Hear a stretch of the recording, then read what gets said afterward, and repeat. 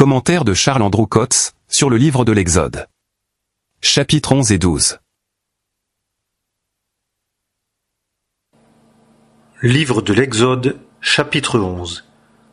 Et l'Éternel dit à Moïse, « Je ferai venir encore une plaie sur le Pharaon et sur l'Égypte. Après cela, il vous laissera aller d'ici. Lorsqu'il vous laissera aller complètement, il vous chassera tout à fait d'ici. Parle donc aux oreilles du peuple.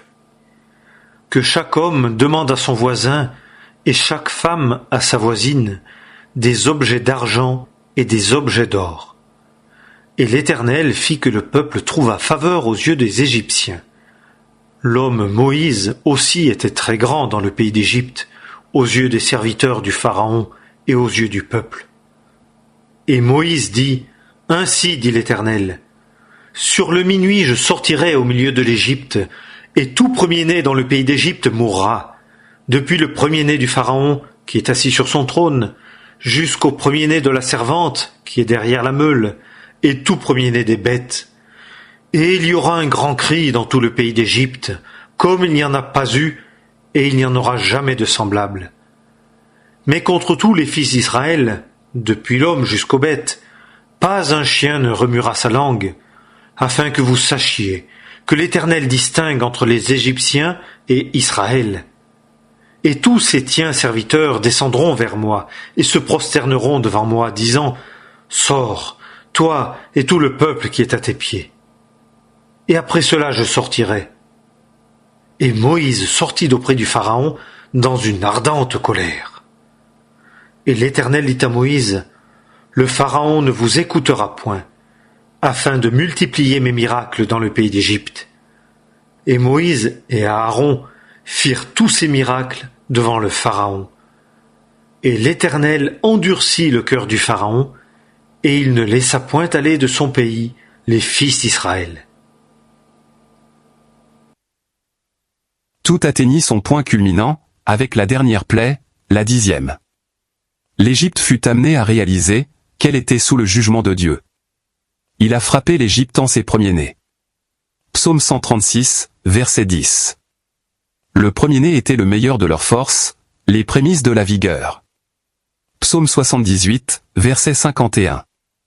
Le premier-né représente tout ce dont l'homme peut se glorifier, tout ce qui fait l'objet de ses espoirs, de ses désirs, de sa force et de son orgueil. Toute la force et la vie du monde sont sous le jugement de Dieu. Je n'ai pas le moindre doute que toute la force et l'orgueil de l'homme seront concentrés dans la bête et dans l'Antichrist, et que ceux-ci seront les objets de tous les espoirs de l'homme, devenu complètement apostat. Dans la scène finale de l'histoire du monde actuel, immédiatement avant la délivrance d'Israël, et son introduction dans la bénédiction longtemps promise, le jugement de Dieu tombera dans sa terrible puissance, sur la force et l'orgueil de l'homme, qui seront alors déployés dans toute leur vigueur. Voir Apocalypse chapitre 19, versets 19 à 21. Avant que se produise publiquement cet événement final, nous pouvons apprendre, par la mort du premier-né dans chaque maison, que tout ce en quoi l'homme place son orgueil et ses espoirs, est sous le jugement de Dieu. Si ce que l'homme a de plus important et de meilleur, est sous le jugement divin, combien sa ruine est sans espoir. Mais une telle révélation donne occasion à ceux qui craignent Dieu, d'apprendre d'une manière toute spéciale, ce qu'est sa justice présentée en grâce.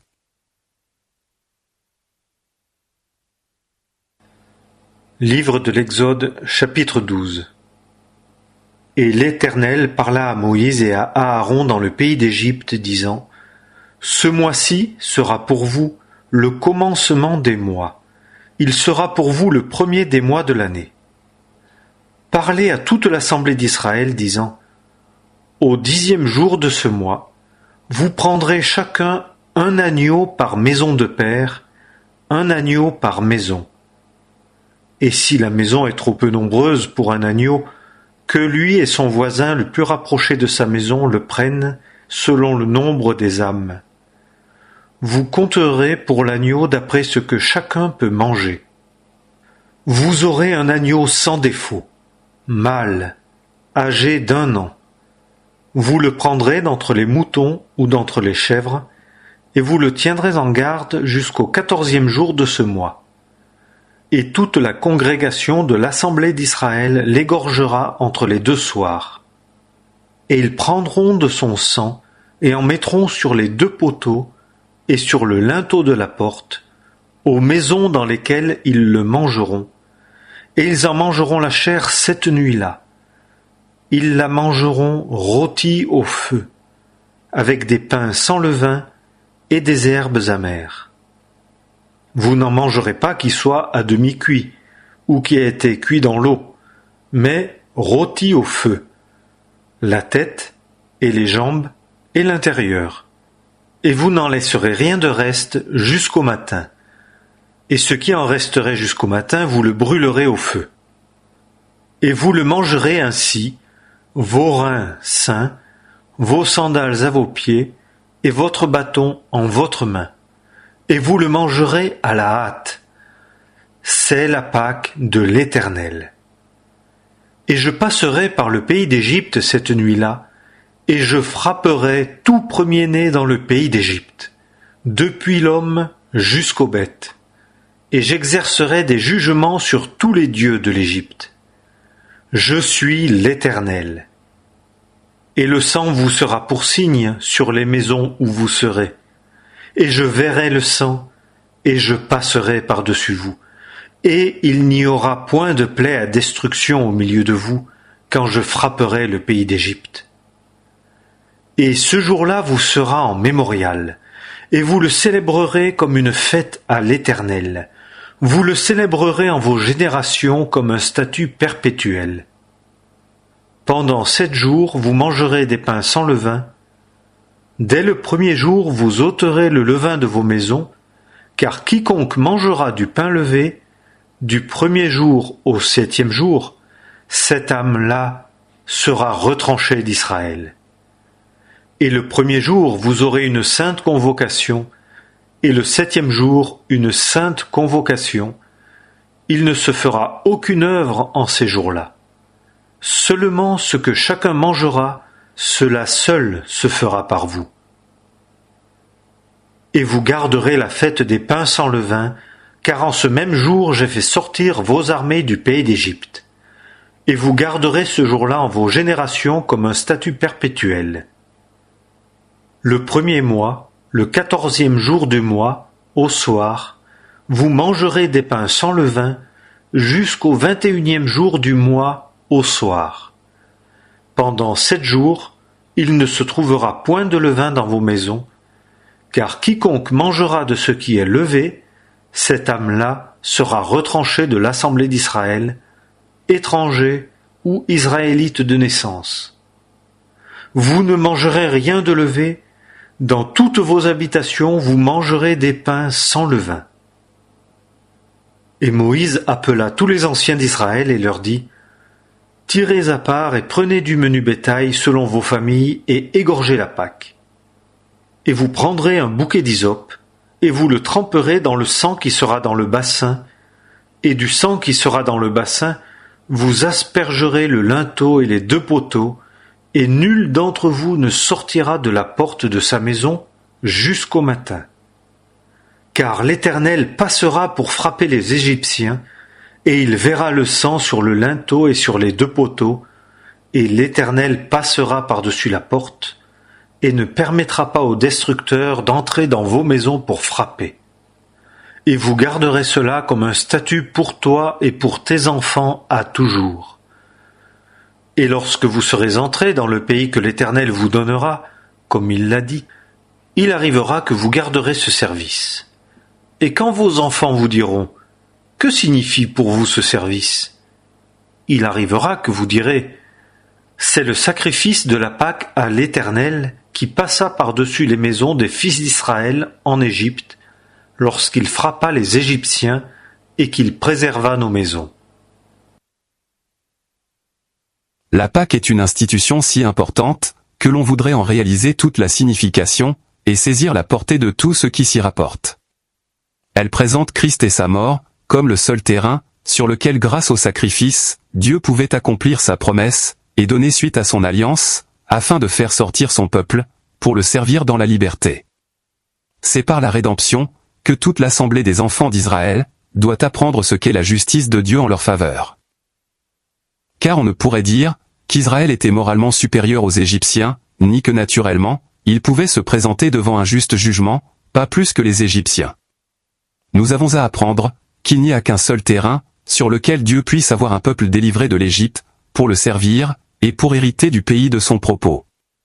Ce terrain, c'est Christ, comme celui qui a porté le jugement de Dieu, et qui est mort. De sorte que le regard de Dieu peut se poser sur son sang, avec une parfaite satisfaction, relativement à toutes les revendications de son trône de sainteté, et à l'état de péché dans lequel était ce peuple par nature.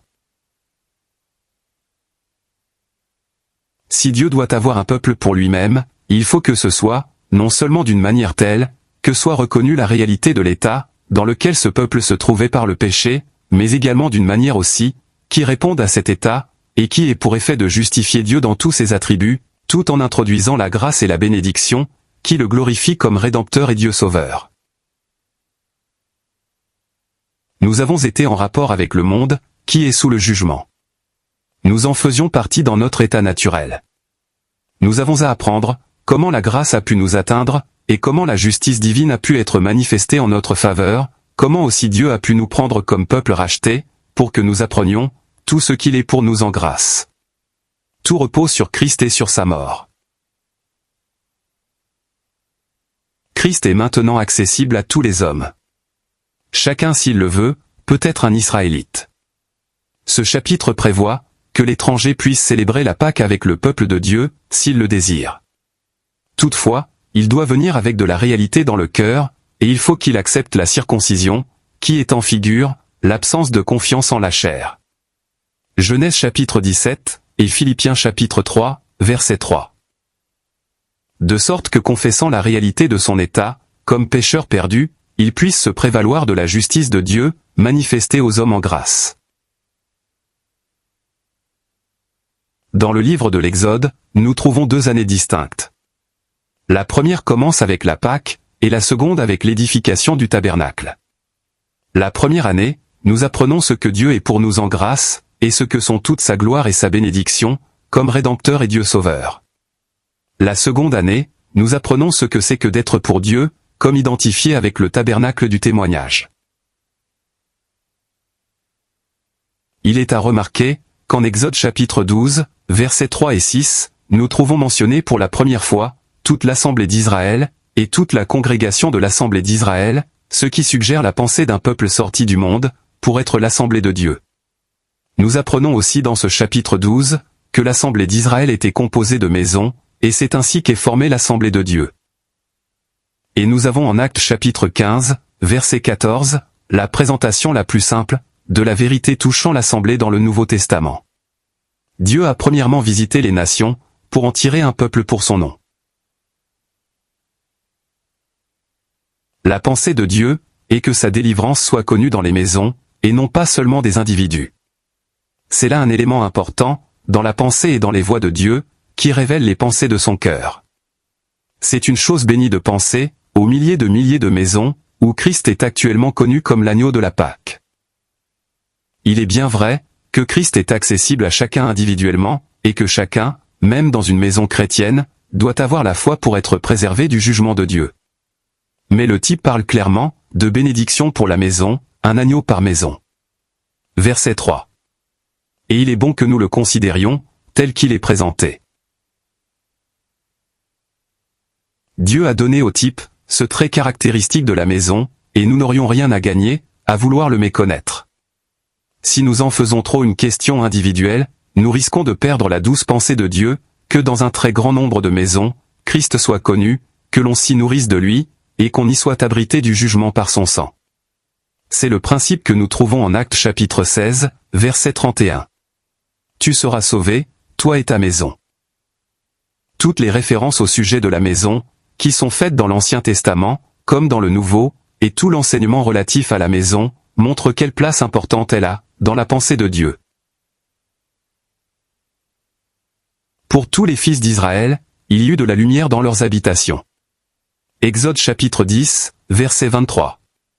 Combien il est béni de penser, au grand nombre de maisons, qui sont illuminées par la lumière de Christ, et où règne, au moins en partie, la délivrance des principes de mal, qui prévalent dans le monde. Les exercices se rapportant à la Pâque, et à la fête des pains sans levain, devaient revêtir le caractère collectif de la maison. Toute la congrégation de l'Assemblée d'Israël devait immoler l'agneau, et c'est dans la valeur de sa mort que se tenait l'Assemblée tout entière. Mais cela avait lieu dans chaque maison séparément. Le premier-né représente ce que la maison a de meilleur. Il exprime tout ce qui est naturellement l'orgueil, la gloire et la force de la maison. Pour Dieu, tout cela est sous le jugement. La sentence a été prononcée, et tous, jeunes et vieux, ont à s'y soumettre. Dans la maison du chrétien, on ne cherche pas à mettre sa confiance dans ce que la nature peut fournir de meilleur, car on considère cela comme étant sous la puissance de la mort. Mais dans chaque maison, on a un agneau. L'obéissance de la foi fait intervenir Christ, qui devient l'objet de la contemplation. L'agneau devait être tenu en garde, du 10e au 14e jour du mois, afin que chacun fût à même de constater en quelque sorte qu'il était sans défaut et sans tache. Ceci est nécessaire pour saisir pleinement la portée du jugement que Christ a subi. Il appartient à chacun de bien considérer sa perfection morale, sa capacité de subir le jugement et d'entrer dans la mort. Ces choses sont présentées dans les évangiles, avec beaucoup de détails. Les 4 jours semblent indiquer le chemin du Seigneur ici-bas avant sa mort. C'est le désir de Dieu que ceux qui ont en lui un intérêt profond et affectueux le considèrent dans toutes ses perfections, car nous pensons à lui, comme à celui qui a été sacrifié comme notre Pâque. Le désir de Dieu est que dans des milliers de maisons à travers le monde, Christ soit maintenu devant les yeux de tous, comme celui qui a toutes les qualités morales requises pour être sacrifié, et que sa mort soit considérée, avec une profonde reconnaissance, comme le seul terrain de la délivrance du jugement. Ce jugement est connu, comme ayant été prononcé, sur tous les espoirs et sur l'orgueil de l'homme. Tous les enfants devaient être enseignés à l'égard de la Pâque, et y avoir leur part. Exode chapitre 12, verset 26. Dieu souhaite que cette lumière brille dans chaque maison chrétienne. Le sang devait être mis sur les 2 poteaux et sur le linteau de la porte. Dieu, voyant le sang, passerait par-dessus eux. Il ne permet pas au destructeur d'entrer là où se trouve ce sang. De la part de Dieu, aucune question ne peut être posée, car la provision est la sienne. C'est le sang de son propre agneau, de son Christ immaculé. Il ne pouvait y avoir le moindre doute quant à l'efficacité de ce sang aux yeux de Dieu. Il est le témoignage certain que selon la nature, j'étais sous le jugement, mais que la grâce de Dieu m'y a touché par la mort de Christ, et que la justice divine s'exerce maintenant en ma faveur. Je me soumets à la justice de Dieu, quand je vois comment il a maintenu tout ce qui lui était dû, en rapport avec le péché. Mais il l'a fait, de manière à mettre à l'abri du jugement, et à bénir ceux qui croient. Ensuite, il est nécessaire que ceux qui sont abrités soient en accord avec ceux qui les abritent. Ainsi, il n'y a pas seulement le sang, pour les yeux de Dieu, et comme gage de foi, mais il y a aussi l'agneau rôti au feu, pour ceux qui sont dans la maison. Il y a à l'intérieur des exercices solennels. Aucun doute quant à la sécurité, le sang a réglé la question.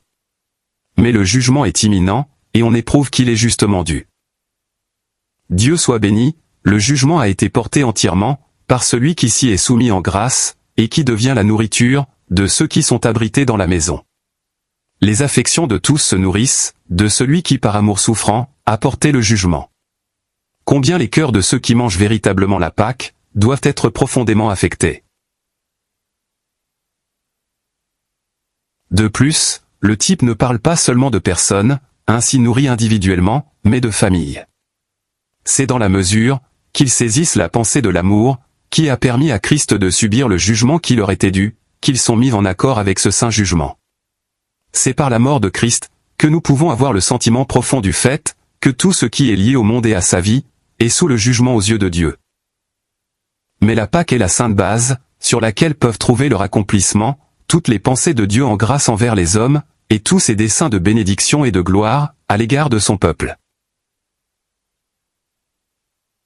Les herbes amères parlent de jugement personnel opéré par la grâce, tandis qu'on se nourrit de l'amour, qui a subi le jugement. Le pain sans levain a aussi sa place. Si le premier-né, ce que la nature a de meilleur, est sous le jugement, tout ce qui est de l'homme selon la chair, est considéré comme ne pouvant plaire à Dieu. Le fait que cet homme a disparu en jugement dans la mort de Christ, l'amour divin, qui nous est parvenu par ce biais, devient pour nous une nourriture. Ainsi nourris, nous ne pouvons tolérer ce qui a été jugé dans la mort de Christ. Il faut qu'un autre homme intervienne, en qui ne se trouvera aucune influence corruptrice, ou ayant l'effet du levain. Le vrai caractère des saints est d'être sans levain, d'être séparés de la corruption et du levain de la chair, et d'être en accord avec Christ, ne tolérant rien de ce qui a été jugé à la croix. C'est dans la puissance de ces affections, qui ont été formées en se nourrissant de l'agneau, que le levain doit être pratiquement exclu. C'est ainsi que la sainteté est assurée et maintenue, dans les familles chrétiennes. Pendant 7 jours, vous mangerez des pains sans levain.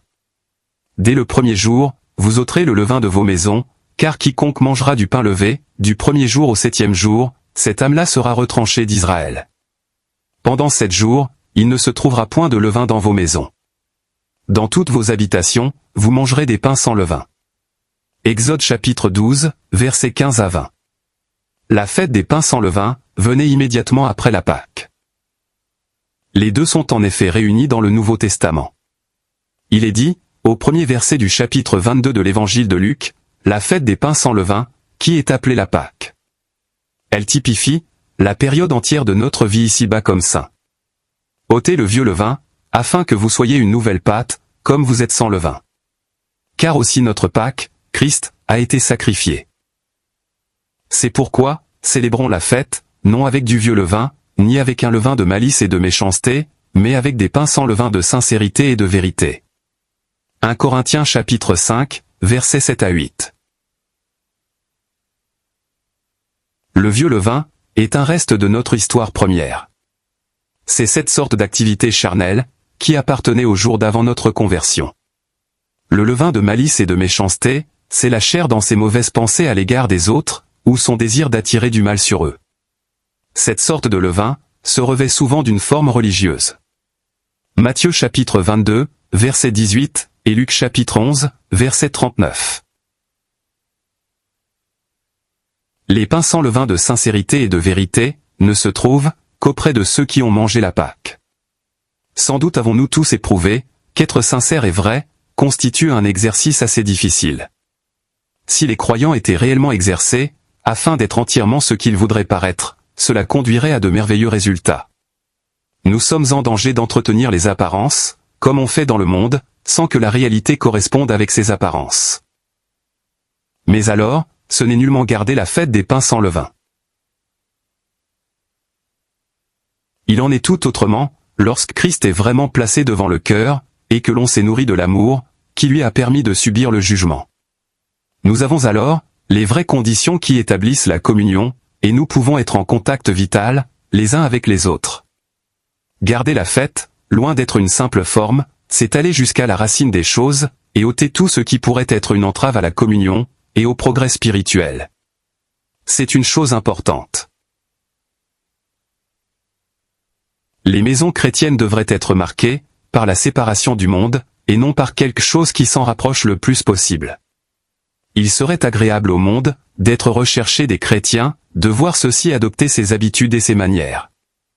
Mais notre attitude devrait être celle d'un peuple qui sort du monde, dans la puissance du salut de Dieu. Si nous avions pu observer la maison d'un Israélite, lors de cette nuit mémorable, nous les aurions vus, prêts à partir. Il était évident qu'ils quittaient l'Égypte.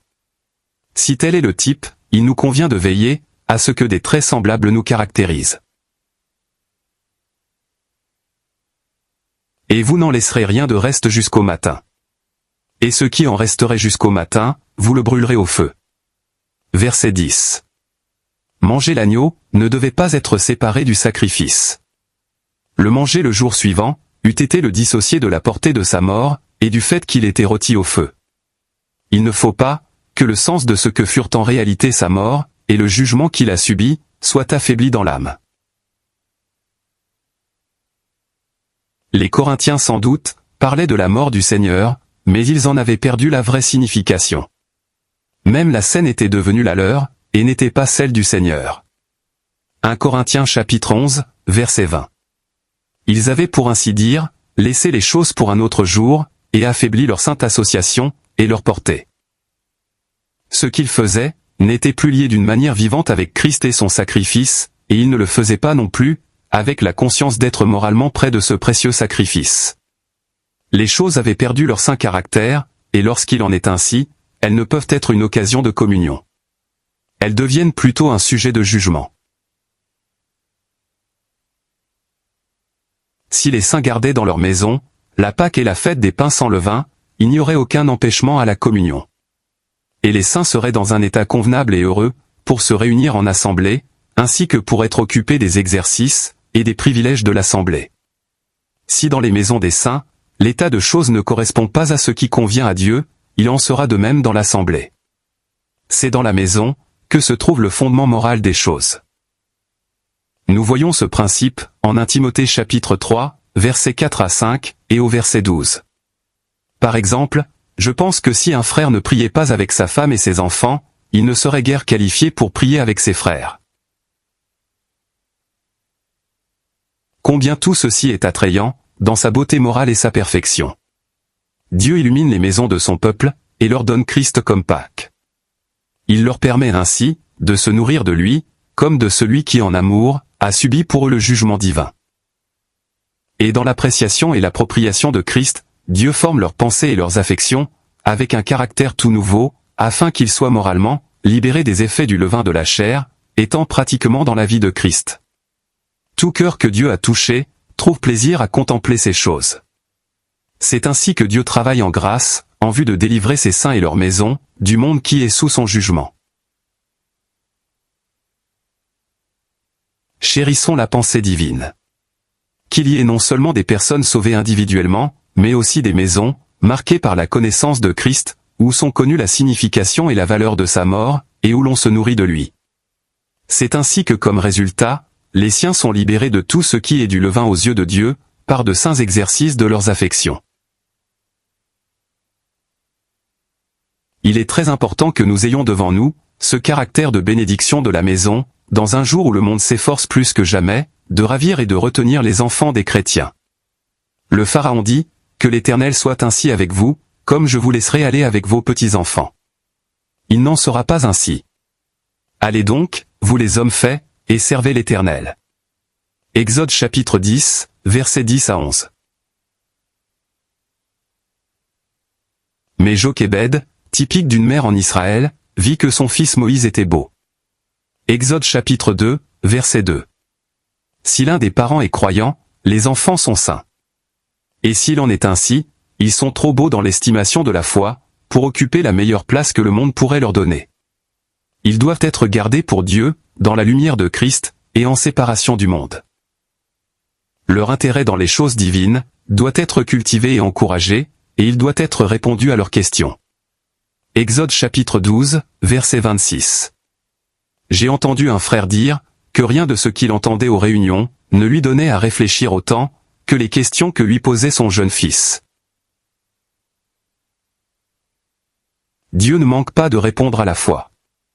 Il appartient aux parents croyants, de saisir la pensée divine, relativement à la bénédiction de la maison, et de compter sur Dieu, pour qu'il fasse son œuvre dans les chers enfants, afin que dès leur jeune âge, ils puissent apprécier et estimer pour eux-mêmes, la lumière et la bénédiction, attachées au lieu privilégié où ils se trouvent. Je crois que Dieu donne, même aux jeunes enfants, un sentiment profond de la grâce, qui les a placés dans des familles chrétiennes. Je puis dire que ce fut mon cas, dès ma plus tendre enfance. Nous avons déjà remarqué, comment Moïse à l'âge de 40 ans, fut distinctement manifesté, comme le résultat de la grâce divine, et de la foi de ses parents.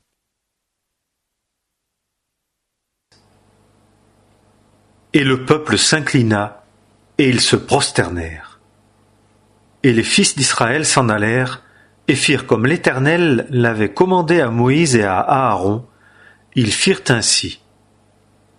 Et il arriva, au milieu de la nuit, que l'Éternel frappa tout premier-né dans le pays d'Égypte, depuis le premier-né du Pharaon qui était assis sur son trône, jusqu'au premier-né du captif qui était dans la maison de la fosse, et tout premier-né des bêtes. Et le Pharaon se leva de nuit, lui et tous ses serviteurs, et toute l'Égypte. Et il y eut un grand cri en Égypte, car il n'y avait pas de maison où il n'y eut un mort. Et il appela Moïse et Aaron de nuit et dit, « Levez-vous, sortez du milieu de mon peuple, tant vous que les fils d'Israël, et allez-vous-en, servez l'Éternel comme vous l'avez dit. Prenez votre menu bétail et votre gros bétail comme vous l'avez dit, et allez-vous-en, et bénissez-moi aussi. » Et les Égyptiens pressaient le peuple pour le renvoyer du pays en hâte, car ils disaient, « Nous sommes tous morts. » Et le peuple prit sa pâte avant qu'elle fût levée, ayant leurs huches liées dans leurs vêtements sur leurs épaules. Et les fils d'Israël firent selon la parole de Moïse, et demandèrent aux Égyptiens des objets d'argent, et des objets d'or, et des vêtements. Et l'Éternel fit que le peuple trouva faveur aux yeux des Égyptiens qui accordèrent leurs demandes, et ils dépouillèrent les Égyptiens.